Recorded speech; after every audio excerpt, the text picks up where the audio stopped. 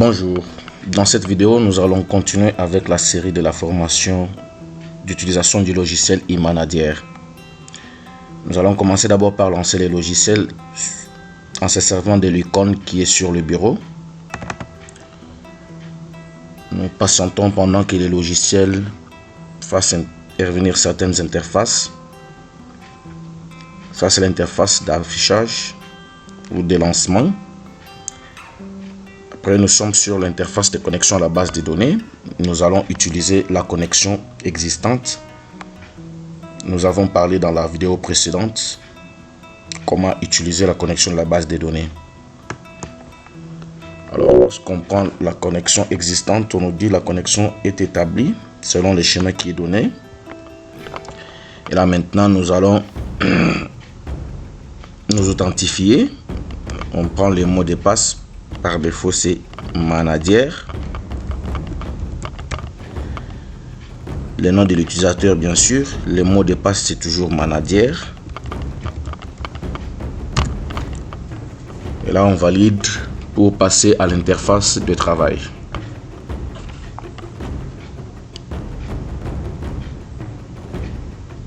Là, nous sommes sur notre interface de travail. Aujourd'hui, nous allons voir comment créer un projet avec le logiciel eManager. Cette leçon sera répartie dans plusieurs parties parce que la création du projet et l'exécution du projet, c'est un module beaucoup plus vaste qui va nous demander de faire beaucoup plus de vidéos, mais nous y allons graduellement,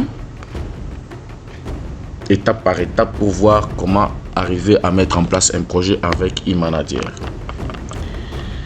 Alors, la première chose, c'est nous devons d'abord préciser les partenaires. Donc, enregistrer dans notre base de données les partenaires qui travaillent avec la structure. Là, nous allons sur le menu. On clique sur les boutons partenaires. Les partenaires ou les bailleurs de fonds, ça dépend de comment vous allez, ça dépend de quel vocable vous allez utiliser. Alors là, nous sommes sur l'interface qui est basée sur l'enregistrement des partenaires. Nous allons préciser d'abord la catégorie des partenaires. Là, on va cliquer sur la petite flèche pour afficher la liste déroulante de ce qui est proposé. Là, on nous propose les types de partenaires que nous avons. Si c'est le gouvernement, si c'est une organisation internationale, si c'est une ONG, si c'est une association, une communauté, ou bien un individu ou une organisation des Nations Unies. Alors, on prend par exemple l'Organisation des Nations Unies. Nous allons placer le nom du partenaire. On prend par exemple quel partenaire on peut prendre. Nous prenons l'exemple de l'UNICEF. UNICEF.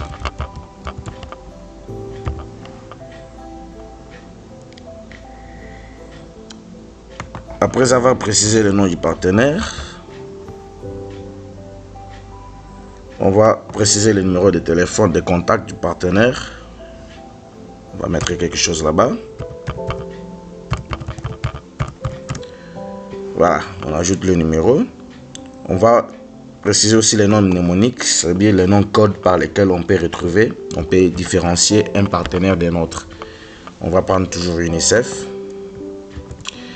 Et puis nous allons chercher les logos du partenaire avec lequel nous travaillons. Je ne sais pas si j'ai les logos de l'UNICEF sur ma machine.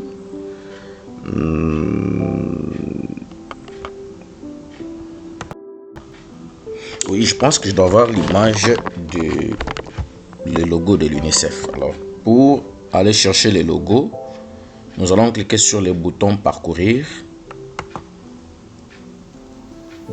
Lorsqu'on clique sur le bouton parcourir, on va faire apparaître l'explorateur des fichiers Windows. Là, je vais aller chercher l'emplacement sur lequel se trouve l'image. Ça sera sur ce PC. Je pense que ça doit être dans mes documents. Je vais dans mes documents. Et je vais faire apparaître le type d'icône pour avoir. Voilà. Très bien, oui. Nous avons l'image de l'UNICEF qui est là. Après, nous allons valider. On clique sur le bouton valider pour enregistrer. Le message apparaît pour nous dire que l'enregistrement est effectué. Vous pouvez voir que sur la liste de notre tableau, on a ajouté l'enregistrement que nous venons à peine d'ajouter dans la base de données. Alors sur ce tableau là, vous allez voir qu'il y a deux boutons au niveau des mises à jour. Les boutons de mise à jour, l'un c'est pour la modification et l'autre c'est pour la suppression. Donc la modification qui consiste à mettre à jour la donnée qui existe déjà. Peut-être que dans la saisie on a mal écrit un mot, on peut faire la mise à jour. Là on modifie l'enregistrement qui existe. Et la suppression c'est pour écraser définitivement de la base de données ce que nous venons d'enregistrer. Voilà. Alors c'est comme ça que vous allez enregistrer tous les partenaires avec lesquels vous travaillez dans votre structure. Moi je pense que le partenaire que j'ai ajouté, UNICEF, ça va, c'est juste en termes de démonstration. Lorsque vous allez utiliser, vous allez mettre tout ce qui est réel avec lequel vous travaillez. Alors lorsque j'ai déjà terminé ainsi à préciser les partenaires, c'est là maintenant que je vais me rendre dans l'onglet du projet. Et je clique toujours dans notre menu, je vais sur les boutons projet. Lorsque je clique sur le bouton projet, là je suis sur l'interface qui a 4 onglets. Nous avons le premier onglet, c'est celui qui est basé sur les projets. L'onglet suivant, c'est sur les activités du projet avec les sous-onglets qui sont là. Il y a l'onglet qui suit, c'est celui de suivi et l'évaluation. Et l'autre onglet, c'est pour l'aperçu du projet. Voilà, nous allons explorer tout au long de notre formation tous ces onglets et comment on va le faire. Alors, la première chose, c'est ajouter un projet. On doit enregistrer un projet. Pour ajouter un projet, nous allons cliquer sur le bouton ajouter un projet qui est là. Très bien. Alors, nous sommes sur notre interface que nous allons explorer. C'est vrai qu'il y a beaucoup de zones, il y a beaucoup d'informations à renseigner. Nous allons essayer de voir cette interface, comment ça se fait. Alors, je vais directement préciser d'abord les partenaires. Je sélectionne la liste des partenaires. Jusque là, je n'ai qu'un seul partenaire que j'ai enregistré. C'est UNICEF qui est là-bas. Donc, ça veut dire que c'est ce partenaire qui pilote les projets en cours sur lesquels nous sommes en train de travailler. Nous sélectionnons le partenaire et puis nous allons saisir le titre du projet. Le titre du projet, ça dépendra de comment il est élaboré. Mais dans le cas d'espèce, nous allons créer un projet de circonstances juste pour permettre d'avoir l'idée sur comment fonctionne notre logiciel. Nous allons donner le titre du projet qui est prise en charge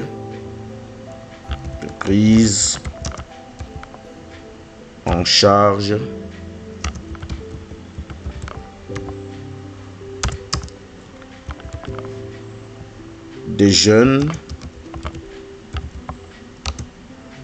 diplômés d'État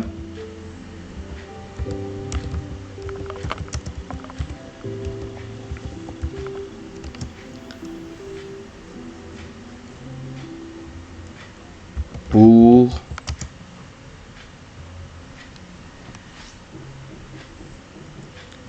la formation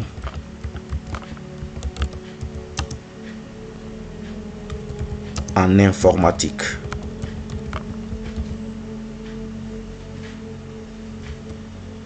Bon, prenons en informatique, c'est trop vaste, c'est pour la formation en conception et développement des systèmes d'information, par exemple. Conception et développement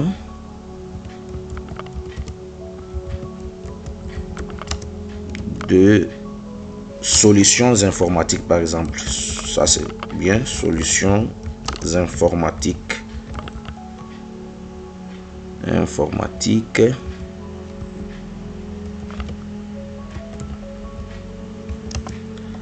Dans les milieux urbains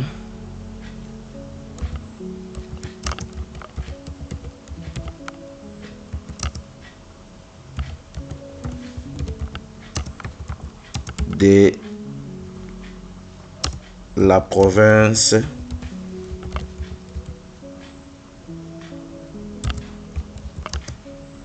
du Kasaï central.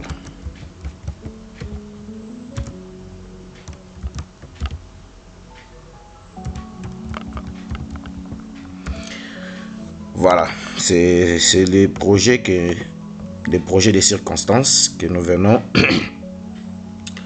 de créer. Alors, ce projet est piloté par l'UNICEF. Après, nous allons maintenant donner les noms mnémoniques du projet, ça veut dire les noms codes par lesquels on peut identifier ces projets-là. On peut nommer ça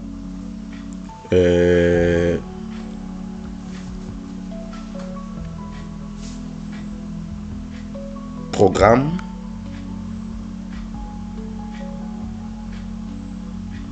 comment on peut appeler les projets programmes,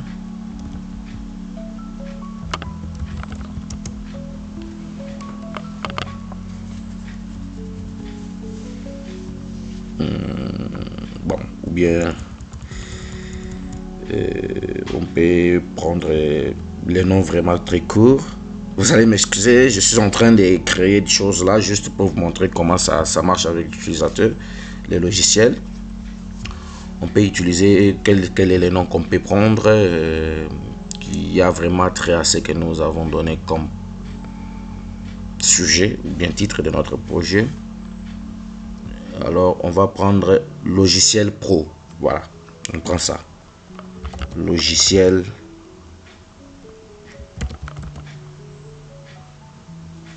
Pro 2020. Bon, on laisse seulement le logiciel Pro. Alors ici nous allons maintenant charger et préciser le bureau qui est en charge du projet. Peut-être que le projet, la structure peut avoir plusieurs bureaux et ces bureaux qui sont axés sur certaines activités et certaines activités, bien les secteurs d'intervention par exemple. Alors moi, nous allons prendre ici le bureau qui est en charge du projet. On prend seulement le bureau en charge du projet. On va prendre bureau du projet.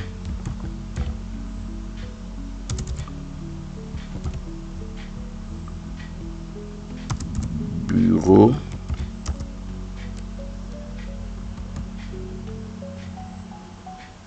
de projet.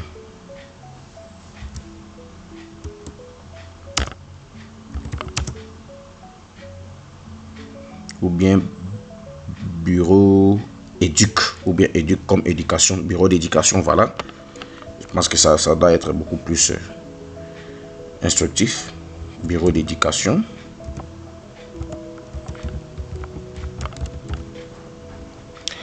Alors, on va préciser le type de projet.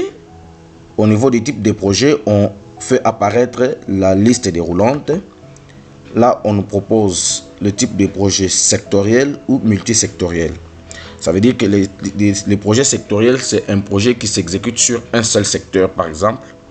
Vous vous souvenez dans la vidéo précédente, lorsque nous avons enregistré les secteurs d'intervention pour la configuration de notre logiciel. On avait enregistré plusieurs secteurs d'intervention.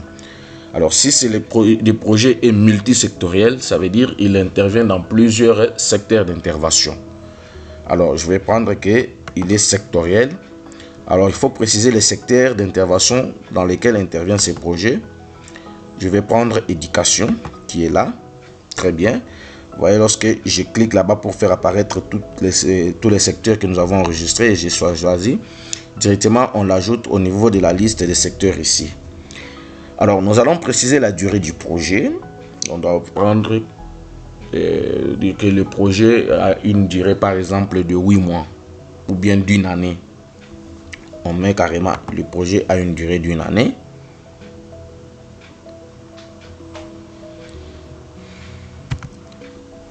Alors, on doit préciser l'unité. On nous a donné la possibilité de choisir si c'est le mois ou bien c'est l'année. Nous allons prendre une année, c'est ça, pratiquement 12 mois. Donc, on met 12 mois. Si c'était année, on devrait cliquer sur année. Et si c'est les mois, on doit laisser la case à cocher au niveau du mois. Voilà. Après, maintenant, nous allons préciser la date de début du projet. On doit faire apparaître le calendrier là. On dit que le projet doit débuter, par exemple, le 15 janvier 2025. Donc, le projet de 12 mois, ça veut dire d'une année, va débuter le 15 janvier 2025. Alors, la date de la fin, ça sera comment? Pour avoir la date de la fin, lorsque on va là-bas directement pour choisir la date de la fin, le logiciel nous donne automatiquement la date de la fin. Ça veut dire le projet va se terminer le 15 janvier 2025. C'est pratiquement une année, correct? Et directement vous allez voir que on nous précise l'année de l'exécution du projet qui est là-bas. Alors on va préciser le coût total du projet. Le coût total du projet, on peut dire que le projet va aux environs de 500 000 $.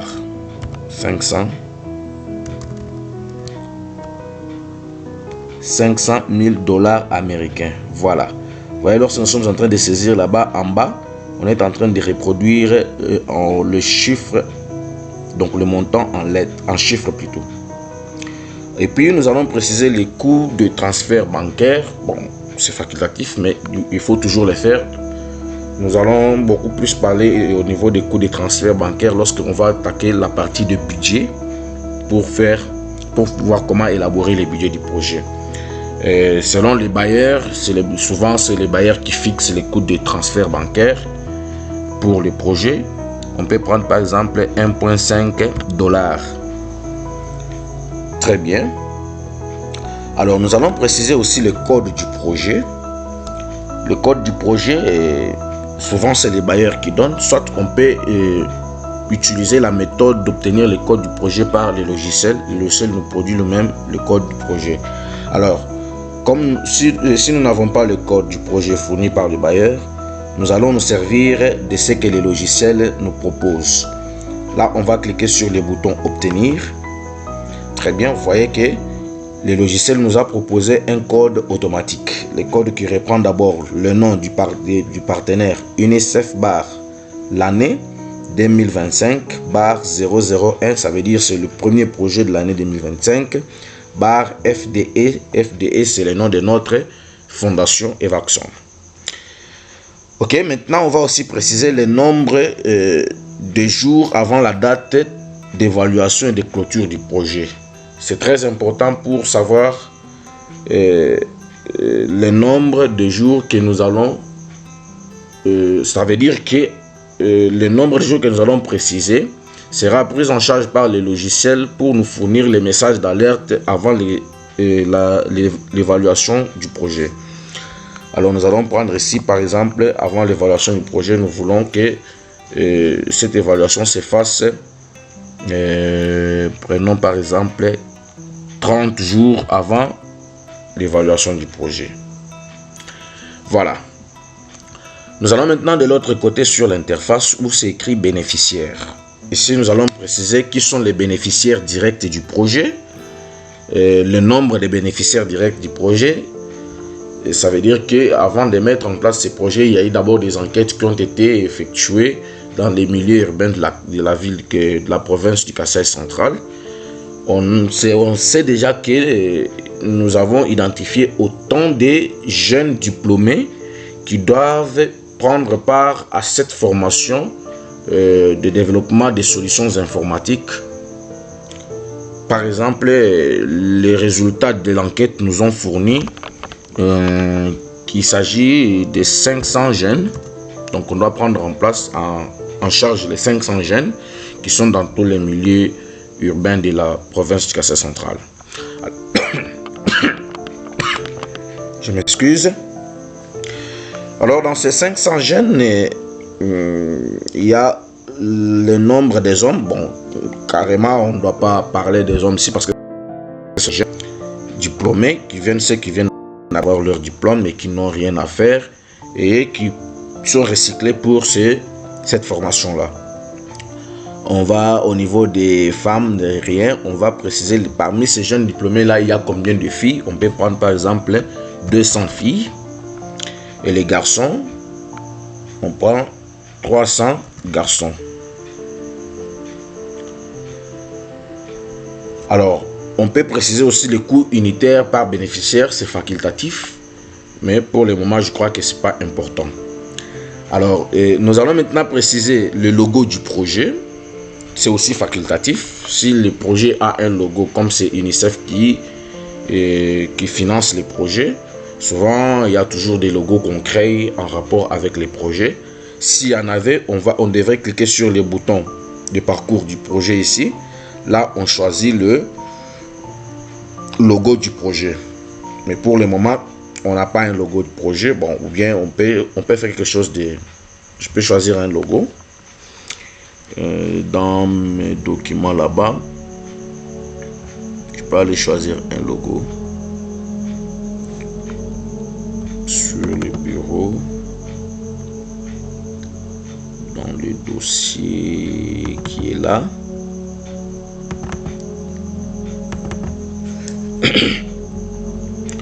Voilà. Là, je descends, je vais chercher une image qui correspond à ce que nous voulons faire comme logo du projet.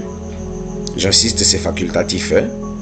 C'est pas obligatoire. Il y a d'autres projets qui n'ont pas de logo, mais moi j'aimerais que dans notre projet qu'il y ait vraiment un logo.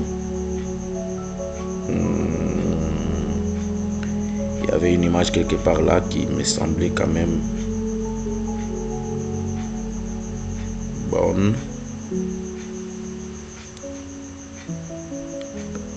Là, je suis en train de faire apparaître.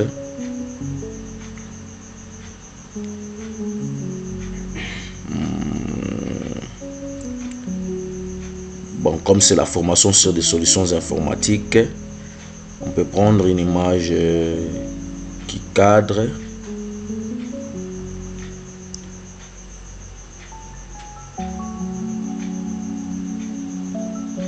Avec les solutions informatiques. Bon, je pense que l'image là, ça me va bien. Je double-clique sur l'image. Voilà. Après, maintenant, nous allons cliquer sur l'observation pour voir si le projet est en cours d'exécution, s'il est suspendu ou inachevé. Je pense que c'est un projet qui doit être en cours d'exécution. Et puis maintenant, nous validons. On va cliquer sur le bouton valider. Et là, nous avons enregistré le profil de notre projet. Pour le moment, cette vidéo consiste à démontrer comment enregistrer le profil du projet. Juste là, on n'a pas encore terminé. Ça ne fait que commencer. Lorsque nous avons terminé à enregistrer le profil du projet, c'est là maintenant que nous allons passer dans la suite avec le cadre du projet. C'est que nous allons voir dans la vidéo qui va suivre. Merci d'avoir suivi cette vidéo. Si vous avez aimé, partagez-la. Et surtout, si vous êtes intéressé par le logiciel e-Manager, nous avons dans la description de cette vidéo le lien que nous allons mettre pour vous permettre de télécharger le logiciel dans sa version gratuite de 30 jours et passer à la version payante en contactant les responsables d'Evaxon Soft. Merci et à très bientôt dans la prochaine vidéo.